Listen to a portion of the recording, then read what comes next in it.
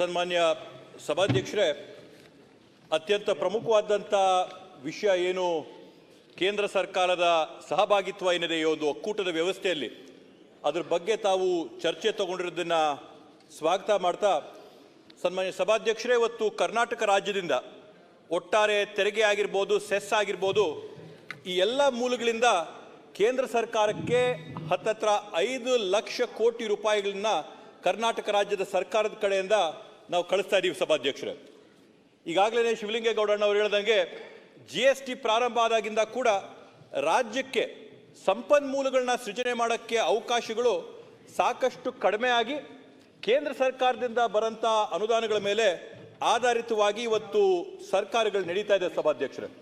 ರಾಜ್ಯ ಸರ್ಕಾರಗಳಿಗೆ ಅಬಕಾರಿ, RTO, ಎಕ್ಸೈಸು ಮತ್ತು ಸ್ಟ್ಯಾಂಪ್ಸ್ ಆ್ಯಂಡ್ ಡ್ಯೂಟೀಸ್ ಬಿಟ್ಟರೆ ಬೇರೆ ಯಾವುದೂ ಅವಕಾಶಗಳಿಲ್ಲ ಇವತ್ತು ಸಭಾಧ್ಯಕ್ಷರೇ. ಆ ಒಂದು ನಿಟ್ಟಿನಲ್ಲಿ ಇವತ್ತು ಅಭಿವೃದ್ಧಿ ಆಗಬೇಕಂತಂದರೆ, ರಾಜ್ಯಗಳು ಮುಂದೆ ಹೋಗಬೇಕು ಅಂತಂದರೆ, ಇಲ್ಲ ಕೇಂದ್ರ ಸರ್ಕಾರ ರಾಜ್ಯಗಳಿಗೆ ತನ್ನ ತೆರಿಗೆ ಪಾಲು ಕೊಡಬೇಕು ಅಥವಾ ರಾಜ್ಯ ಸರ್ಕಾರಗಳು ಸಾಲಗಳನ್ನ ಮಾಡಿ ಮಾರುಕಟ್ಟೆಯಲ್ಲಿ ಹಣನ ತಂದು ಇವತ್ತು ರಾಜ್ಯಗಳನ್ನ ಅಭಿವೃದ್ಧಿ ಮಾಡಬೇಕು ಸಭಾಧ್ಯಕ್ಷರೇ. ಆ ಒಂದು ನಿಟ್ಟಿನಲ್ಲಿ ನಾವು ಕಳೆದ 10 ವರ್ಷದ ಅಂಕಿಅಂಶಗಳನ್ನ ನಾವು ನೋಡಿದ್ರೆ, ಭಾರತ ದೇಶದಲ್ಲಿ ರಾಜ್ಯಗಳು ಮಾಡಿರ್ತಕ್ಕಂಥ ಸಾಲದ ಪ್ರಮಾಣನ ನಾವು ನೋಡಿದ್ರೆ ಸಭಾಧ್ಯಕ್ಷರೇ, ನಮ್ಮ ಹತ್ರ ಇರ್ತಕ್ಕಂಥ ಅಂಕಿಅಂಶ ಏನು ಅಂತಂದ್ರೆ, UPA ಸರ್ಕಾರ ತನ್ನ ಅವಧಿನ ಮುಗಿಸಿದಾಗ 2013ರಲ್ಲಿ ರಾಷ್ಟ್ರಾದ್ಯಂತ ಇರಂತ ರಾಜ್ಯಗಳ ಸಾಲದ ಪ್ರಮಾಣ 25.1 ಲಕ್ಷ ಕೋಟಿ ಇತ್ತು ಸಭಾಧ್ಯಕ್ಷರೇ. 2013ರಲ್ಲಿ ಎಲ್ಲ ರಾಜ್ಯಗಳ ಸಾಲ ಸೇರಿದ್ರೆ 25.1 ಲಕ್ಷ ಕೋಟಿ. ಇವತ್ತು 2024ನೇ ಇಸ್ವಿಯ ಅಂಕಿಅಂಶಗಳನ್ನ ನಾವು ತಗೊಂಡ್ರೆ, ಎಲ್ಲ ರಾಜ್ಯಗಳ ಸಾಲ, ಒಟ್ಟಾರೆ ರಾಜ್ಯಗಳ ಸಾಲ ತಗೊಂಡ್ರೆ 83.32 ಲಕ್ಷ ಕೋಟಿಯಷ್ಟು ಇವತ್ತು ರಾಜ್ಯಗಳು ಸಾಲ ಮಾಡಂತ ಪರಿಸ್ಥಿತಿಗೆ ಬಂದಿದೆ ಸಭಾಧ್ಯಕ್ಷರೇ. 25-26ನೇ ಸಾಲು ಅಂದ್ರೆ 25 ವರ್ಷದ ಮಾರ್ಚ್ ತಿಂಗಳಲ್ಲಿ ರಾಷ್ಟ್ರಾದ್ಯಂತ ಇರ್ತಕ್ಕಂಥ ಸಾಲದ ಪ್ರಮಾಣ ಎಷ್ಟು ಅಂದ್ರೆ ಹತ್ತತ್ರ 100 ಲಕ್ಷ ಕೋಟಿ ಮುಟ್ಟಿದೆ ರಾಜ್ಯ ಸರ್ಕಾರಗಳು ಮಾಡಿರ್ತಕ್ಕಂಥ ಸಾಲ. ಅಂದ್ರೆ 2013ನೇ ಇಸ್ವಿಯಿಂದ 2025ನೇ ಇಸ್ವಿವರೆಗೂ ನಾವು ತಗೊಂಡ್ರೆ ರಾಜ್ಯ ಸರ್ಕಾರಗಳ ಸಾಲದ ಪ್ರಮಾಣ 4 ಪಟ್ಟು ಜಾಸ್ತಿ ಆಗಿದೆ. ಅಂದ್ರೆ ನೇರವಾಗಿ ಇದೇನು ಸಾಕ್ಷಿ ಅಂದ್ರೆ ಸಭಾಧ್ಯಕ್ಷರೇ, ರಾಜ್ಯ ಸರ್ಕಾರಗಳು ತನ್ನ ಸಂಪನ್ಮೂಲಗಳನ್ನ ಉತ್ಪಾದನೆ ಮಾಡ್ಕೊಳ್ಳೋಕೆ ಸಾಧ್ಯವಾಗದೆ ಇವತ್ತು ಸಾಲದ ಹೊರೆಗೆ ಇವತ್ತು ಸಿಲುಕಿರ್ತಕ್ಕಂಥದ್ದು ನೇರವಾಗಿ ನಮ್ಮಿದ್ರಲ್ಲಿ ಕಾಣಿಸ್ತಾ ಇದೆ. ಆಯ್ತು, ಎಲ್ಲೋ ಒಂದು ಕಡೆ ರಾಜ್ಯ ಸರ್ಕಾರಗಳು ಸಾಲ ಮಾಡ್ತಾ ಇದ್ರೆ ಕೇಂದ್ರ ಸರ್ಕಾರಕ್ಕೆ ಹೋಗ್ತಾ ಇರ್ತಕ್ಕಂಥ ತೆರಿಗೆ ಹಣದಲ್ಲಾದ್ರೂ ಅಭಿವೃದ್ಧಿ ಆಗಬೇಕು ಅಂತ ನಾವು ನೋಡಿದ್ರೆ, ಕಳೆದ 10 ವರ್ಷದಲ್ಲಿ ಕೇಂದ್ರ ಸರ್ಕಾರದ ಸಾಲದ ಪ್ರಮಾಣ 35 ಲಕ್ಷ ಕೋಟಿ ಇದ್ದದ್ದು ಇವತ್ತು ಕೇಂದ್ರ ಸರ್ಕಾರದ ಸಾಲದ ಪ್ರಮಾಣ 150 ಕೋಟಿ ಆಗಿದೆ ಸಭಾಧ್ಯಕ್ಷರೇ. ಅಂದ್ರೆ ಸುಮಾರು 200 ಲಕ್ಷ ಕೋಟಿ 200 ಲಕ್ಷ ಕೋಟಿ ಆಗಿದೆ. 200 ಲಕ್ಷ ಕೋಟಿಯಷ್ಟು ಸಾಲದ ಪ್ರಮಾಣ ಆಗಿದೆ. ಅಂದ್ರೆ ಸಭಾಧ್ಯಕ್ಷರೇ, ಇವತ್ತು ಯಾವ ತರ ಆಗಿದೆ ಅಂತಂದ್ರೆ, ನಮ್ಮ ರಾಜ್ಯ ಸರ್ಕಾರದ ಒಂದು ಬಜೆಟ್ನ ನಾವು ಹೋಲಿಕೆ ಮಾಡಿದ್ರೆ ಸುಮಾರು 200 ಕೋಟಿ ಅಂತಂದ್ರೆ ನಾವು ಹತ್ತತ್ರ ನಮ್ದು 4 ಲಕ್ಷ ಕೋಟಿ ನಮ್ಮ ಬಜೆಟ್ ಇದ್ರೆ 200 ಲಕ್ಷ ಕೋಟಿ ಕೇಂದ್ರ ಸರ್ಕಾರದ ಸಾಲ. ಇವತ್ತಿ ಅಭಿವೃದ್ಧಿ ಸಾಲ ಎಲ್ಲ ಮಾಡ್ತಾ ಇದ್ದೀವಿ ಅಂದ್ರೆ ಹಣ ಎಲ್ಲಿ ಹೋಗ್ತಾ ಇದೆ, ಕಾಸು ಎಲ್ಲಿ ಹೋಗ್ತಾ ಇದೆ ಅಂತೇಳಿ ನಾವು ಕೂಡ ವಿಮರ್ಶೆ ಮಾಡಬೇಕು, ನಾವು ಕೂಡ ತಿಳ್ಕೋಬೇಕು.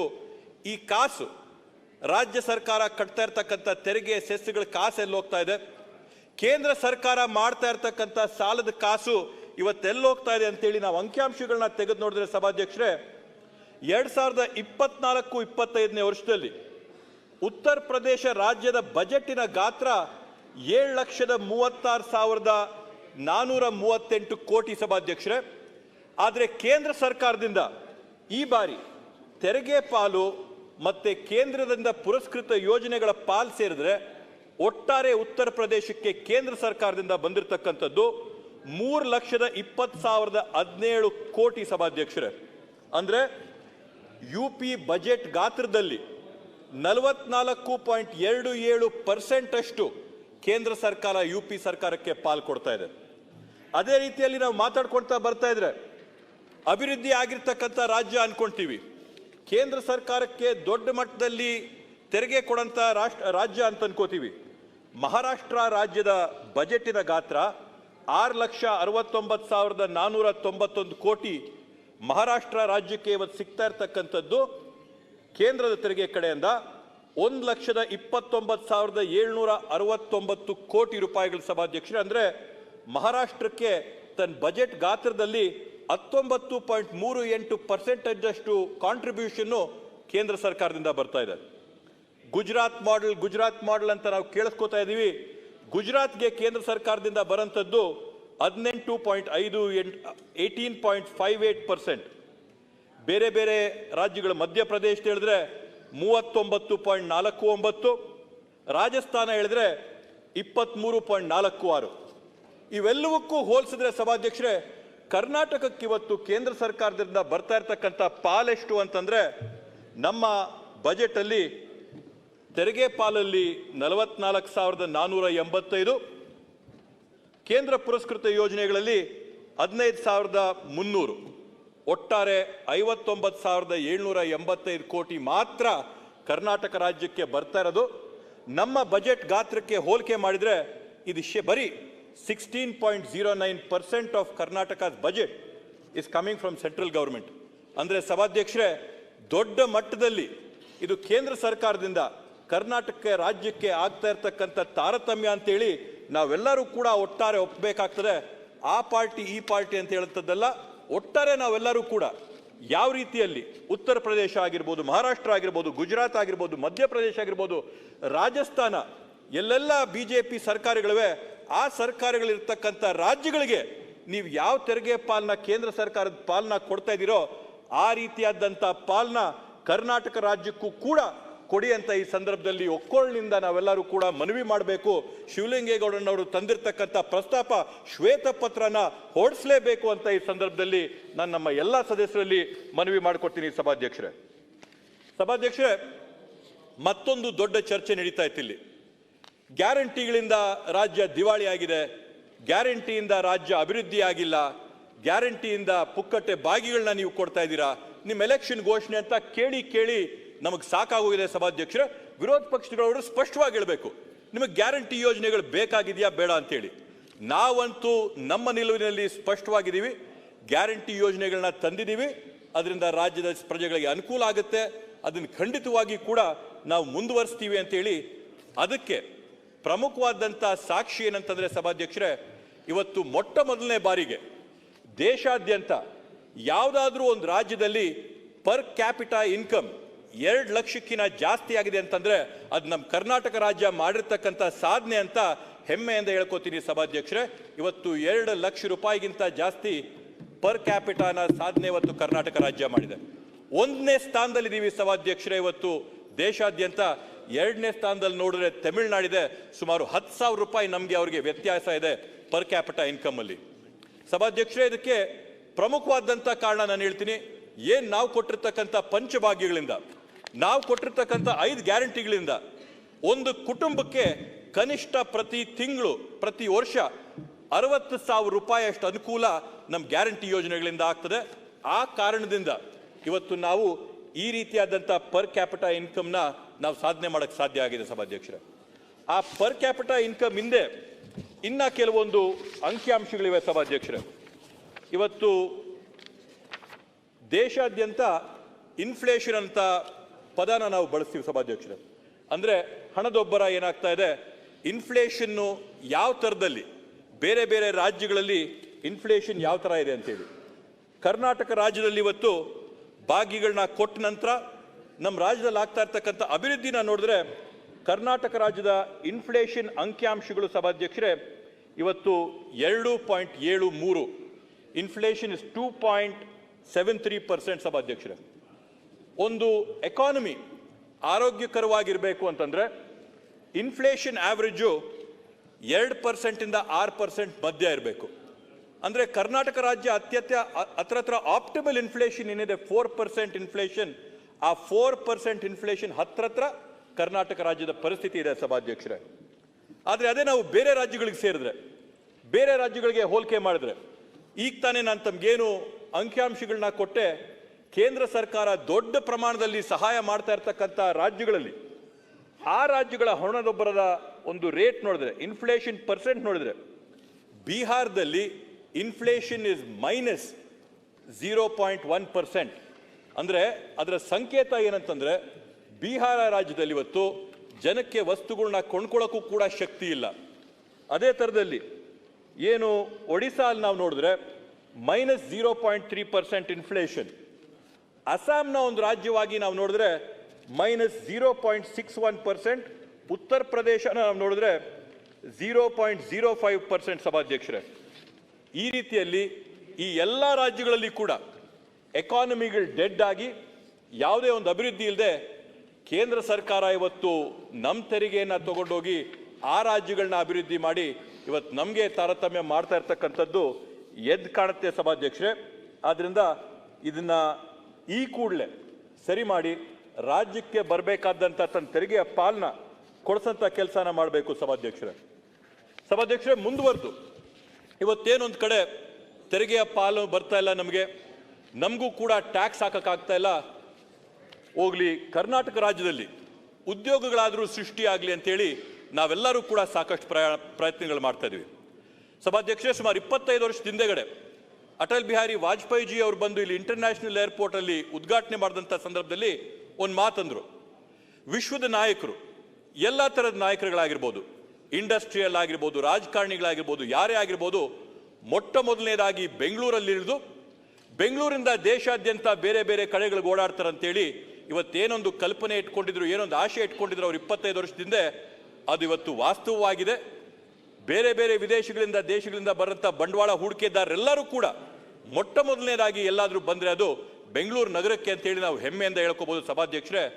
ಆದರೆ ಒಂದು ದುರ್ದೈವ ಏನಂತಂದ್ರೆ, ಅಂದಿನ ಕಾಲದಲ್ಲಿ ಅಟಲ್ ಬಿಹಾರಿ ವಾಜಪೇಯಿಜಿಗಿದ್ದಂಥ ಒಂದು ದೊಡ್ಡ ಮನೋಭಾವ, ಇಲ್ಲಿ ಅಭಿವೃದ್ಧಿ ಆಗಲಿ ಅಂತಿದ್ದು ಇವಾಗಿರ್ತಕ್ಕಂಥ ಆಡಳಿತ ವ್ಯವಸ್ಥೆಯಲ್ಲಿ ಇಲ್ಲ ಸಭಾಧ್ಯಕ್ಷರೇ.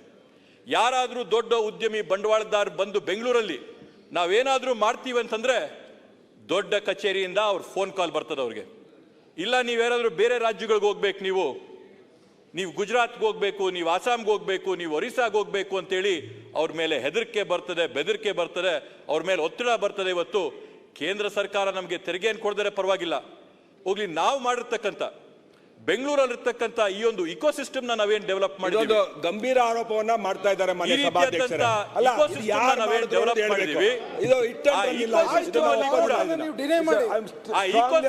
ಕೂಡ ನೀವು ಬಿಡೋದಿಲ್ಲ, ಅಂತಂದ್ರೆ ಏನ್ ನಡೀತಾ ಇದೆ ಸಭಾಧ್ಯಕ್ಷರಲ್ಲಿ? ಒಂದ್ ಕಡೆ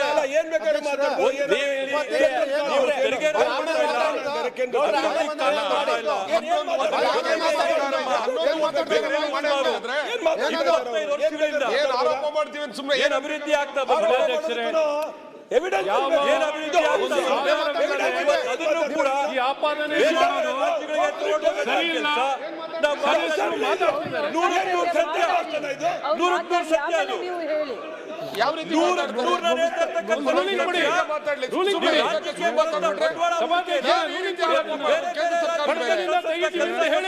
ಕೇಂದ್ರ ಸರ್ಕಾರದ ಕಡೆಯಿಂದ ಆಗ್ತದೆ. ಎಲ್ಲ ವಿಧಾನಸಭಾ ಸೋತಿರ ಅಭ್ಯರ್ಥಿಗಳನ್ನ ತಾರತಮ್ಯಕ್ಕೂ ಕೂಡ ಒಂದು ಇತಿಮಿತಿ ಇರ್ತದೆ. ನೀವು ತೆರಿಗೆ ಕೊಟ್ಟಿಲ್ಲ ಸರಿ, ನೀವು ನಮ್ಮ ಅಭಿವೃದ್ಧಿ ಕಾಸು ಕೊಟ್ಟಿಲ್ಲ ಸರಿ, ಇಲ್ಲಿ ಬಂಡವಾಳ ಹೂಡಿಕೆ ಬರೋದನ್ನು ಕೂಡ ಬೇರೆ ರಾಜ್ಯಗಳಿಗೆ ಕಳಿಸಿದ್ರೆ ಏನ್ ಮಾಡ್ಬೇಕಾಗಿದೆ ಕರ್ನಾಟಕ ರಾಜ್ಯದ ಜನ? ಬೆಂಗಳೂರು ಕಲೆಕ್ಟ್ ಬೆಂಗಳೂರು ಬರೀ ಕರ್ನಾಟಕ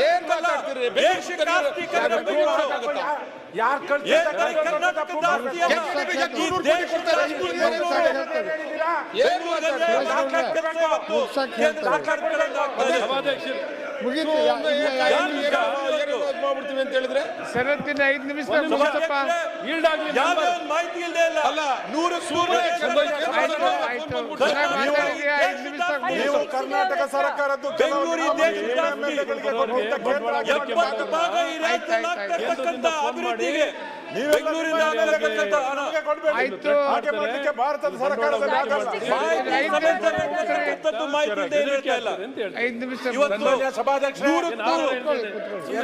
ಎಕಾನಮಿ ಟೈಮ್ಸ್ ನಿರಾಧಾರವಾಗಿ ಹೇಳಿಕೆ ಎಕಾನಮಿ ಮ್ಯಾಗಝೀನ್ ಬಂದಿರೋಂಥ ಮಾತಿದು ನಾವು ಬೇರೆ ಬೇರೆ ಕಡೆ ನೋಡಿದೀವಿ. ಮ್ಯಾಗಝೀನ್ಸ್ ಬಂದಿರೋ ಮಾತಿದು ಅದನ್ನ ಹೇಳಿ. ಸಭಾಧ್ಯಕ್ಷರೇ, ದಾಖಲೆ ಇಟ್ಕೊಂಡು ಅಂಕಿ ಅಂಶಗಳ ಸಮೇತ ಮಾತಾಡ್ತಾರೆ. ನೀವು ಆಯ್ತು ಅನ್ನೋದಲ್ಲ. ಏನ್ ಬೇಕಾದ್ರೂ ಮಾತಾಡ್ಬೋದಾ?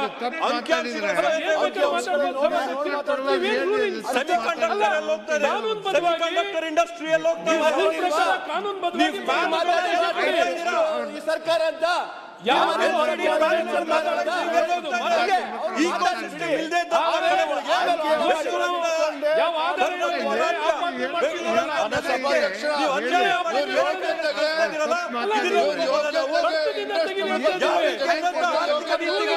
ತಪ್ಪಾಗಿ ಮಾಡ್ತಾ ಇಲ್ಲ. ಯಾವ ರೀತಿಯಾದ ತಾರ್ಕಿಕತೆ ತೆಗೀರಿ. ನಮಗೆ ಯೋಗ್ಯತೆ ಇದೆ. ನಮ್ಮ ಸರ್ಕಾರ ಯಾವ ರೀತಿಯಾದ ಯಾವ ರೀತಿಯಾದ ಆರ್ಥಿಕ ಪದ್ಧತಿಗಳನ್ನ ಇದನ್ನ ಬಳಸ್ಕೊಂಡು ಸುಮ್ಮನೆ ಆಪಾದನೆ ಮಾಡೋದಲ್ಲ.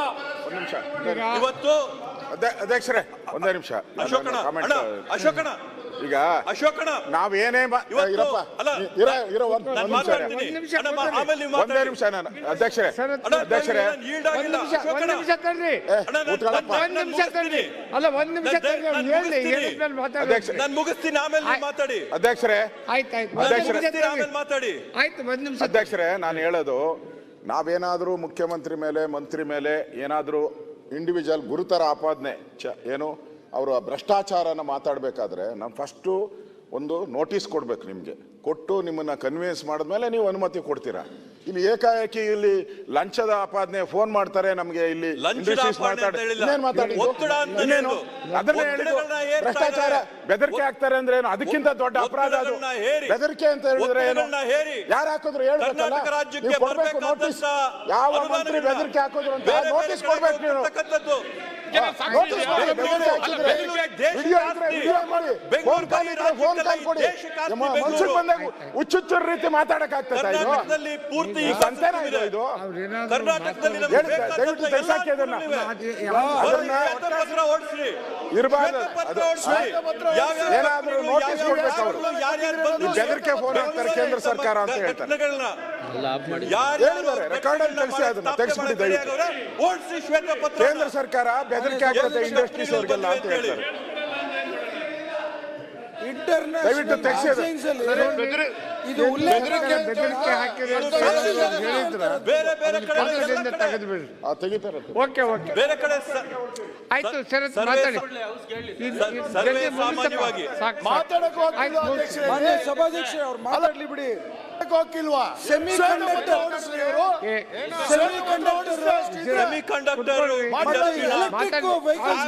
ಮಾತಾಡ್ಲಿ ಎಲ್ಲವನ್ನೂ ಕೂಡ ಡಾಕ್ಟ್ರೆ ಬಾಯಿಗೆ ಬಂದಾಗೆ ಮಾತಾಡ್ಬೋದಾ? ನಾವು 2 ದಿನದಿಂದ ಹೇಳಿದ್ದನ್ನೆಲ್ಲ ಕೇಳಿಸ್ಕೊಂಡಿದೀವಿ. ಆಯ್ತು ತಾಳ್ಮೆಯಿಂದನೇ ಕೇಳಿಸ್ಕೊಂಡಿದೀವಿ. ಈಗ ಮುಗಿಸ್ರಿ ಆದ್ರಿಂದ ಈ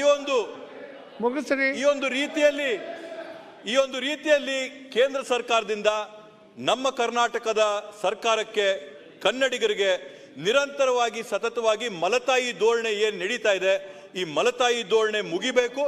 ಶ್ವೇತಪತ್ರನ ಓಡಿಸಿ ಏನೇನ್ ಆಗ್ತಾ ಇದೆ ಅನ್ಯಾಯ ಕರ್ನಾಟಕ ರಾಜ್ಯಕ್ಕೆ ಅಂತೇಳಿ ಸ್ಪಷ್ಟವಾಗಿ ಚಿತ್ರ ಹೊರಗೆ ಬರಬೇಕು ಅಂತ ಈ ಒಂದು ಚರ್ಚೆಯ ಮುಖಾಂತರವಾಗಿ ತಮ್ಮಲ್ಲಿ ನಾನು ಮನವಿ ಮಾಡ್ತೀನಿ ಸಭಾಧ್ಯಕ್ಷರೇ.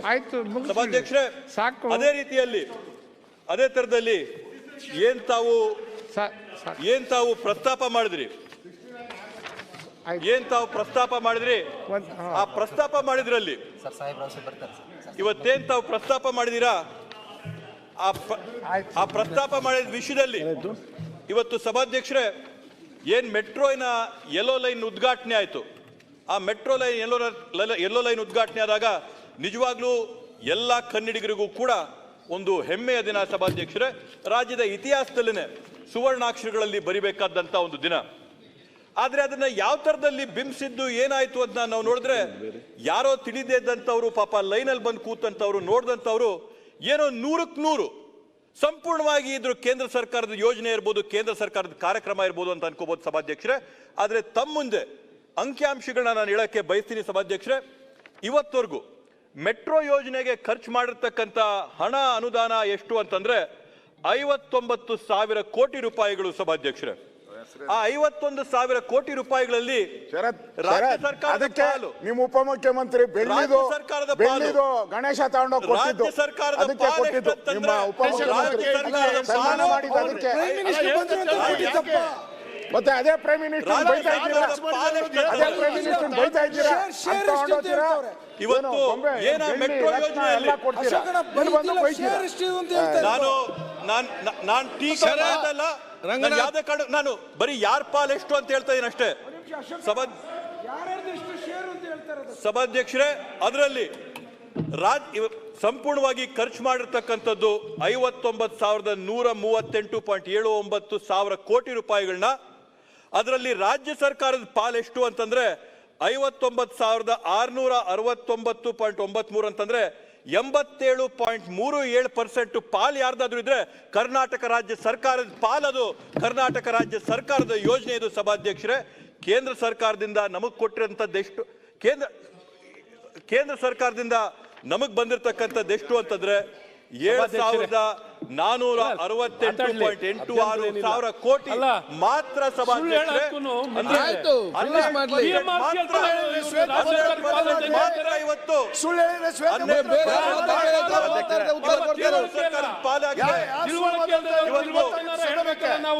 ಇವತ್ತು ಏನ್ ಅಂಕಿಅಂಶ ಯಾರಾದ್ರೂ ತೆಗೆದು ನೋಡ್ಬೋದು. ಗ್ರಾಹಕರು 50% ಇರುವಂತ ಪಾಲು 50% ಪಾಲನ್ನ ರಾಜ್ಯ ಸರ್ಕಾರದ ಪಾಲು ಅಂದ್ರೆ ಯಾವ ರೀತಿ ಆಗುತ್ತೆ? ಸಾಲ ಬಡ್ಡಿ ಯಾರು ತೀರಿಸ್ತಾರೆ? ಸಾಲನ ಹೌದು, ಬಡ್ಡಿನ ಗ್ರಾಹಕರು ಬಂಡವಾಳ ಹೂಡಿಕೆ ಆಗಿರೋ ರೀಪೇಮೆಂಟ್ ಆಗೋದು. ಅದನ್ನ ಯಾರು ಮೂರ್ಖರು ಹೇಳ್ಬೇಕು. ಯಾರು ಮೂರ್ಖರು ಹೇಳ್ಬೇಕಷ್ಟೇ. ಮೂರ್ಖರು ಹೇಳ್ಬೇಕು. ಯಾರು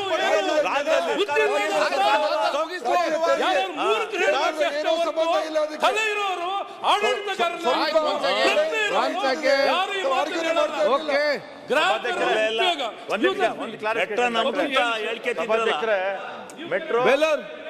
ಮೆಟ್ರೋ ಮೊದಲನೇ ಹಂತದಲ್ಲಿ ಒಂದ್ ನಿಮಿಷ ನಾವು ಒಂದ್ ನಿಮಿಷ ಸರ್, ನಮ್ಮ ರಾಮಲಿಂಗ ರೆಡ್ಡಿ ಅವರು ಅವ್ರೇನು ಹೇಳಿಕೆ ಕೊಟ್ಟಿದ್ರು ಶೇರ್ ಬಗ್ಗೆ ಸಾರಿಗೆ ಸಚಿವರು ಕರೆಕ್ಟಾಗಿ ಸ್ಟೇಟ್ಮೆಂಟ್ ಕೊಟ್ಟಿದ್ರು. ಅದ್ರ ಬಗ್ಗೆ ನಾನು ಡಿಸ್ಪ್ಯೂಟ್ ಏನು ಮಾಡ್ತಿಲ್ವಲ್ಲ. ಈಗೇನು ನೀವು ಅಲ್ಲ ಅದು ಬೇರೆ ಟೈಮಲ್ಲಿ ಮಾತಾಡೋಣ ಬಿಡಿ. ಅದು ನಿಮಗೆ ಜಾಸ್ತಿ ಬುದ್ಧಿ ಇದೆ ಸರ್, ಕಮ್ಮಿ ಇಲ್ಲ. ಆಯ್ತು ಸರ್ ರಿಪೀಟ್ ಮಾಡಿದ್ದೀನಿ ಸರ್. ಮಾತಾಡ್ಬೇಕಾದಾಗ ಅವ್ರು ಹೇಳಿ. ಅಶ್ವತ್ಥಣ್ಣ, ನೀವು ಅಂಕಿಅಂಶ ಗೊತ್ತಾಗಲ್ಲಪ್ಪ ಶರತ್, ಸುಮ್ಮನೆ ಮಾತಾಡ್ಬೇಡ. ಬುದ್ಧಿವಂತನಲ್ಲ. ಆಯ್ತು ಶರತ್, ನೀವು ಅವ್ರಿಗೆ ಉತ್ತರ ಕೊಡ್ತೀರಿ. ಕಲಿತಾ ಇದೀವಿ. ಶರತ್, ಯು ಫಿನಿಶ್ ಇಟ್ ಫಾಸ್ಟ್. ಅಲ್ಲ, ಅಶ್ವತ್ಥಣ್ಣ ಅವರು ಜಾಸ್ತಿ ಬುದ್ಧಿವಂತರು, ಮಾನ್ಯ ಉಪಮುಖ್ಯಮಂತ್ರಿಗಳಾದಂತವ್ರು, ಅವರಷ್ಟು ಮಾಹಿತಿ ಮಾಡಂಗಿಲ್ಲ. ಆದ್ರೆ ಡಾಕ್ಟರ್ ಕೂಡ ಆಗವ್ರೆ. ಏನೋ ನಾವು ತಿಳ್ಕೊಂಡು ಬಂದಿದ್ದನ್ನ ನಾವು ಪ್ರಿಪೇರ್ ಆಗಿ ಬರ್ತೀವಿ. ಸಭಾಧ್ಯಕ್ಷರೇ, ಏನೋ ಸುಮ್ಮನೆ ಯಾರೋ ಹೇಳಿದ್ದನ್ನ ದಾರಿಯಲ್ಲಿ ಕೇಳಿಸ್ಕೊಂಡ್ ಬರಲ್ಲ. ಆದ್ರಿಂದ ಅವ್ರ ಹತ್ರಿಂದ ಕಲಿಯಂಥದ್ದು ಇದೆ. ಅವ್ರು ಮಾತಾಡಿದಾಗ ಅದನ್ನ ಕೇಳಿ ಕಳಿಸ್ಕೊಳ್ಳೋಂಥ ಸೌಜನ್ಯ ಕೂಡ ಇದೆ. ಅವ್ರು ಹೇಳಿದಾಗ ನಾನು ಕಳಿಸ್ಕೊತೀನ. ಏನಾದ್ರು ಹೊಸ ಮಾಹಿತಿ ಇದ್ರೆ ಚೆಲ್ರಿ ಬೆಳಕನ್ನ, ಖಂಡಿತ ಕೇಳಿಸ್ಕೊತೀನಿ. ನೀವು ಇಷ್ಟೊತ್ತು ಮಾತಾಡ್ತಿದ್ರಿ, ಅಂಕಿಅಂಶಗಳು ಹೇಳಿದ್ರಿ, ಡಿಫ್ಲೇಷನ್, ಇನ್ಫ್ಲೇಷನ್, ಖಂಡಿತ ಕೇಳಿಸ್ಕೊತೀನಿ. ರೆವಲ್ಯೂಷನ್ ಆಫ್ ಫಂಡ್ ನಾವೇನಾದ್ರು ಅಭ್ಯಂತರ ಮಾಡಿದ್ವಾ? ಯಾವುದೂ ಇಲ್ಲ. What ever basis statement correct ಆಗಿದ್ದಾಗ ನಾವು ಕೇಳಿಸ್ಕೊಳ್ತಾ ಇದೀವಿ. ಯಾವಾಗ ದಾರಿ ತಪ್ಪಿ ಅವರು ಶಾಸಕರ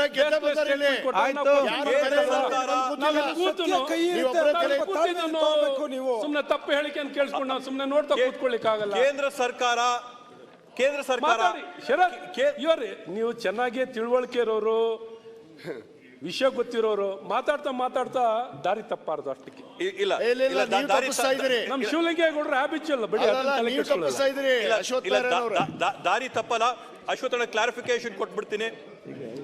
ಏನು ನಿಮ್ಮಲ್ಲಿ ಹೇಳ್ದಂಗೆ ಸಬ್ ಡೆಟ್ ಮತ್ತೆ ಸೀನಿಯರ್ ಡೆಟ್ ಏನಿದೆ ಅದನ್ನ ರಾಜ್ಯ ಸರ್ಕಾರನೇ ಇವತ್ತಿಗೂ ಕೂಡ ತುಂಬ್ತಾ ಇದೆ.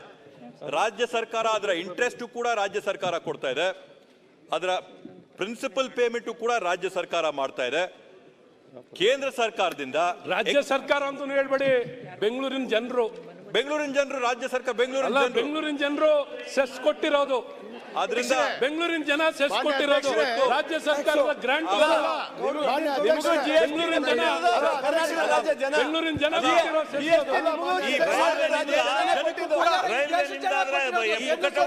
ದೇಶ ಜನ ಕೊಟ್ಟಿರೋದು ಮಾತಾಡಿ ಬೆಂಗಳೂರು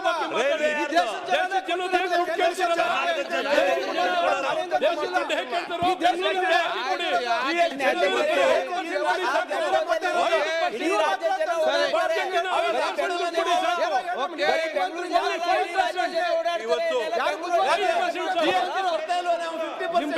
ಕೇಳ್ತಾರೆ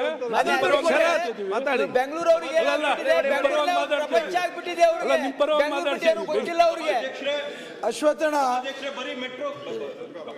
ಕರ್ನಾಟಕ ರಾಜ್ಯ ಜನ ಅಲ್ಲ ಭಾರತ ರಂಗನಾಥ್ ನೀವು ಯಾಕೆ ಮಾತಾಡ್ತಾರೆ ದುಡ್ಡದು ರಂಗನಾಥ್ ಅವ್ರಿಗೆ ಮಾತಾಡ್ತಾರೆ ಇವತ್ತು ಅಶ್ವತ್ಥಣ್ಣ ಹೇಳ್ದಂಗೆ ಬೆಂಗಳೂರು ಜನರು ಬರೀ ಮೆಟ್ರೋ ಅಭಿವೃದ್ಧಿಗೆಲ್ಲ ಕಾಸು ಕೊಡ್ತಿರೋದು ಈ ದೇಶದ ಅಭಿವೃದ್ಧಿಗೂ ಕೂಡ ಯಾರಾದ್ರೂ ಕಾಸು ಕೊಡ್ತಾರ ಅಂದ್ರೆ ಈ ಬೆಂಗಳೂರು ಮಹಾನಗರದ ಜನನೇ ಕೊಡ್ತಾ ಇರೋದು. ಕೇಂದ್ರ ಸರ್ಕಾರ 4 ಲಕ್ಷ ಕೋಟಿ ಕೊಡ್ತಾ ಇದ್ದಾರೆ, ಅದು ಮರಿಬೇಡಿ ನೀವು. GST ದುಡ್ಡು ಯಾರು? ಬೆಂಗಳೂರಿನ ಭಾಗ ಎಷ್ಟಿದೆ ಹೇಳಿ? ಬೆಂಗಳೂರಿನ ಭಾಗ ಎಷ್ಟಿದೆ? ನಿಮಗೆ ನೈತಿಕತೆ ಇದೆ? ನಿಮ್ಗೆ ಆತ್ಮಸಾಕ್ಷಿ ಇದೆ? ಬೆಂಗಳೂರಿನ ಕೊಡುಗೆಯನ್ನು ಕೇಳಿ. ಬೆಂಗಳೂರಿಗೆ ದುಡ್ಡು ಕೊಡ್ತೀರಿ? ನಿಮ್ಗೆ ಆತ್ಮಸಾಕ್ಷಿ ಇದೆ? ನಿಮ್ಮ ಆತ್ಮಸಾಕ್ಷಿ ಇದೆ? ಬೆಂಗಳೂರಿಗೆ ಎಷ್ಟು ದುಡ್ಡು ಕೊಡ್ತಾ ಇದ್ದೀರಾ? ಬೆಂಗಳೂರಿಗೆ ಎಷ್ಟು ದುಡ್ಡು ಕೊಡ್ತೀರಾ? ಬೆಂಗಳೂರಿಗೆ ಎಷ್ಟು ದುಡ್ಡು ಕೊಡ್ತೀರಾ? ಮಾತಾಡಿ. ಹೌದು,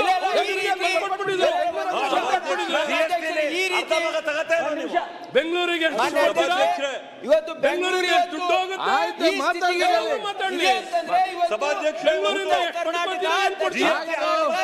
ಸೇರಿ ಬೆಂಗಳೂರು ಮಾಡಿದ್ದಾರೆ, ಬೆಂಗಳೂರು ತಾನಾಗಿ ಆಗಿಲ್ಲ.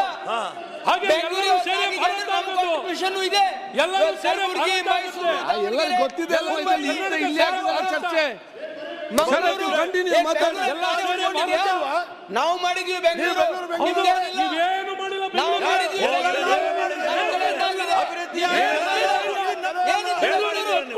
ಏನಿತ್ತು ಬೆಂಗಳೂರು? 40 ವರ್ಷದಿಂದ ಏನಿತ್ತು ಬೆಂಗಳೂರು? ನಾವು ಮಾಡಿದ್ವಿ ಬೆಂಗಳೂರು. ನೀವು ಮಾಡಿದ್ರಿ, ನಾವು ಮಾಡಿದ್ವಿ. ಏನ್ ಮಾಡಿದ್ದೀರಾ? ನಮ್ಮ ಭಾಗದ ಜನ ಇಲ್ಲಿ ಬಂದು ಬೆಂಗಳೂರು ಕಟ್ಟಿದ್ದಾರೆ. ನೀವೇನ್ ಬೆಂಗಳೂರು ಕೊಟ್ಟಿದ್ದೀರಾ? ಮಾಡಿಲ್ಲ. ಏನು ಸಚಿವರು ಕೊಟ್ಟಿದ್ದಾರೆ ಗೊತ್ತಿದೆ. ಬೆಂಗಳೂರಿಗೆ ಏನ್ ಮಾಡ್ತಿದ್ದಾರೆ ಗೊತ್ತಿದೆ. ಯಾವ ಪರಿಸ್ಥಿತಿಯಲ್ಲಿ ನಡೀತಿದೆ ಗೊತ್ತಿದೆ. ಯಾವ ರೀತಿ ಬೆಂಗಳೂರು ನಡೆಸ್ತಿದ್ದಾರೆ ಗೊತ್ತಿದೆ. ನಿಮ್ಮನ್ನ ಮಾಡಿದ್ದಕ್ಕೆ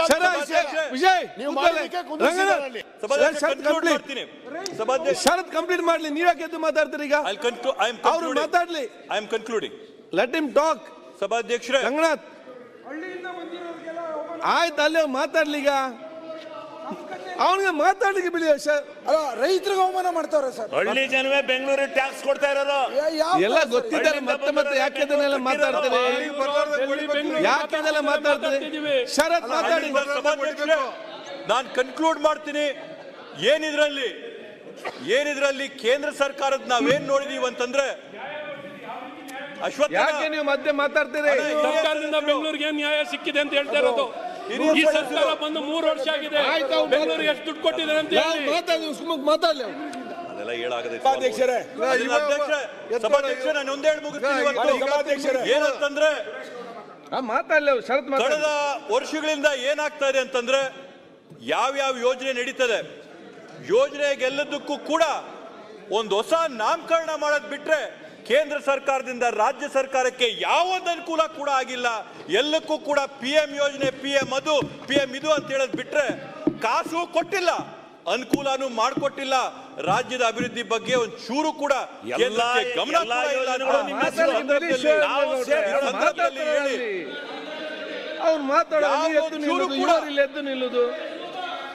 ಯಾವುದೊಂದು ಚೂರು ಕೂಡ ಈ ರಾಜ್ಯದ ಬಗ್ಗೆ ಗಮನ ಇಲ್ಲ.